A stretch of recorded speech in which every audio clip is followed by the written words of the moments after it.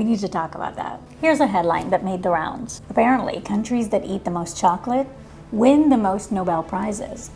Sounds wild, right? And some people took it seriously. Like chocolate, Nobel.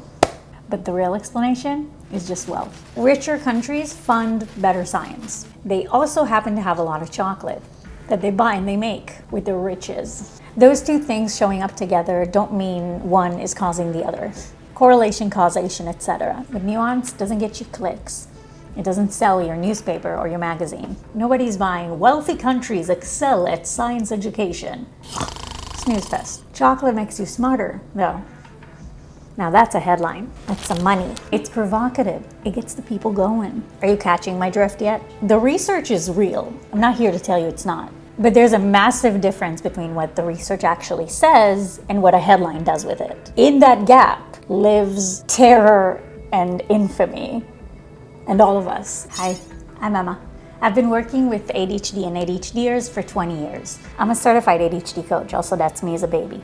This affects a lot of my clients. So let's talk about this. I got you. So what does the research actually say? The association isn't made up or nothing. There was a large study that followed over 100,000 people, and it found that adults with ADHD are nearly 3 times more likely than anyone else to develop dementia. That sounds really scary, right? That's what writers thought, and they just ran with it with their headlines. But I'm not stopping there. Let's break this bitch down. That was cringe. I don't care.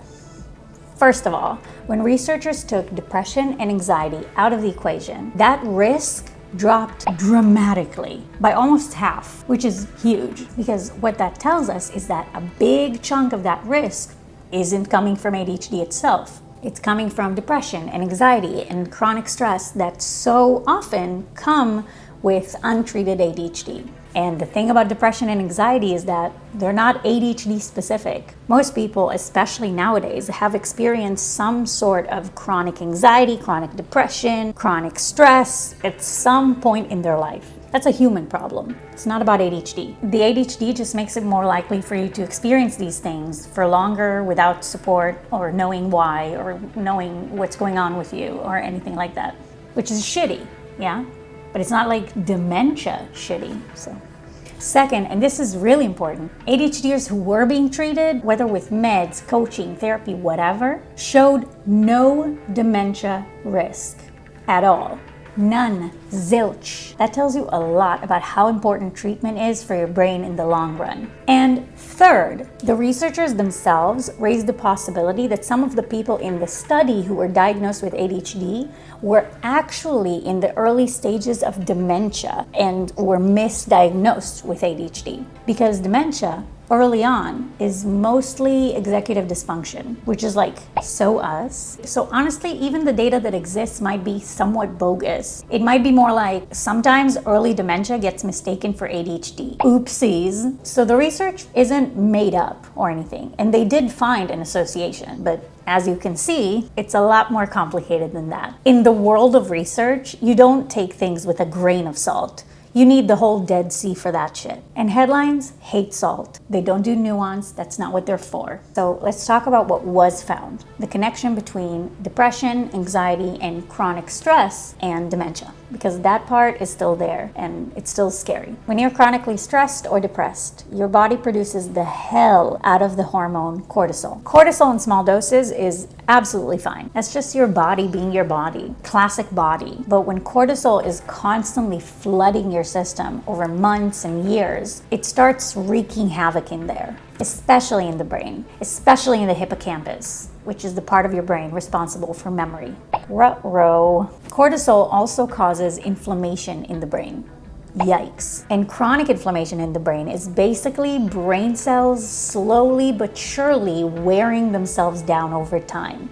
That affects how well they can communicate with each other. Then there's sleep. Chronic stress and depression, you probably know this by now, destroy sleep quality. And in the best of times, when you're sleeping, your brain is doing critical maintenance work, clearing out any waste, consolidating memories, repairing itself, all of that good stuff. Maintenance, you get it. Now, when that process gets interrupted by your chronic stress and depression, night after night after night, basically trash starts accumulating. Things aren't being cleaned out, organized, filed into the right folders, etc. So it's not like one big dramatic event that causes this. It's this slow drip of cortisol, chronic inflammation, and bad sleep over a long period of time. And that creates the perfect conditions for cognitive decline. But this also means it's not inevitable. It also means it's not irreversible. Hell yeah. Have you ever heard of neuroplasticity? Your brain isn't like fixed in place, just the way it is.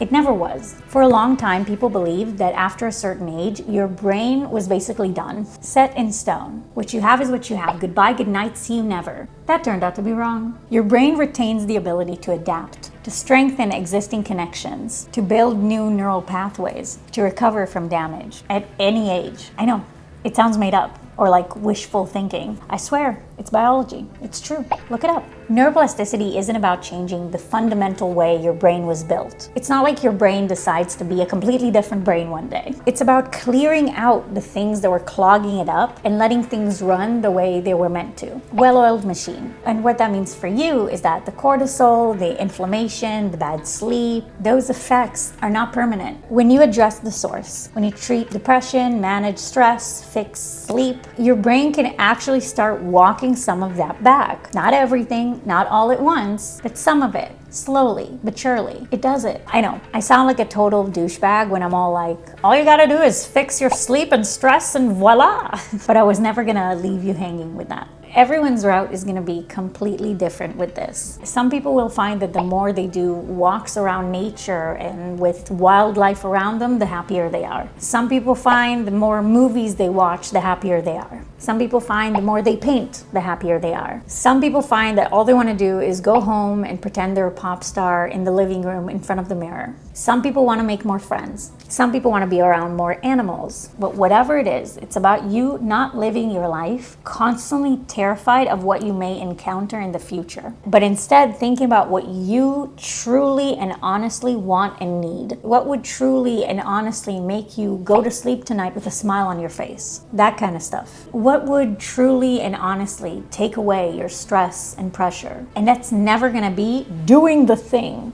No, I'm talking for real. And for real, it's gonna be something completely different. And that is absolutely okay. You need to start listening to yourself. Now, this is the type of thing I help people with, but if this is something you can do on your own, that is incredible and more power to you. So yeah, being stressed and depressed and sleeping badly is something that is common for people with untreated ADHD. And those things affect your brain in a way that could possibly make bad things happen for you in the future. But that information is not out there so that you can freak out over it even more. It's not for you to hate yourself over. It's there so you know how important it is to care for yourself and to figure out what makes you tick, what makes you happy, what makes you wake up with excitement about the day, what gets you out of the house. You don't need to resign yourself to a life of having chronic stress, depression, and eventually cognitive decline. That's not your destiny. It's not your fate. It's not pre-written. This is just information about how some things affect other things.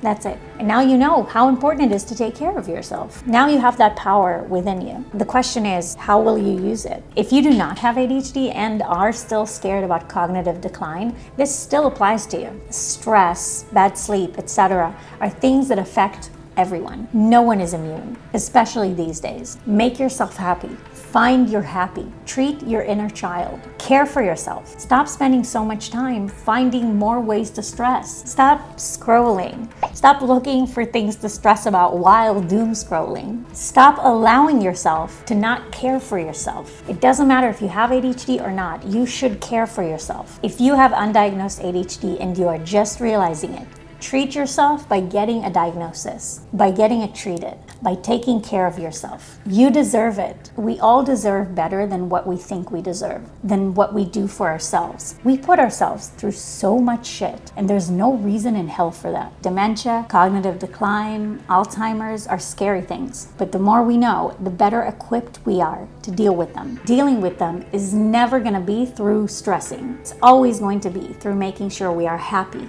healthy, well-regulated, well-rested, and calm. Take care of yourself like you've always wanted to be taken care of. You deserve it. If you've wondered whether you've developed ADHD in adulthood, check out this video I made. If today's video did something for you, please like and subscribe. It would make me very happy. I'll see you next time.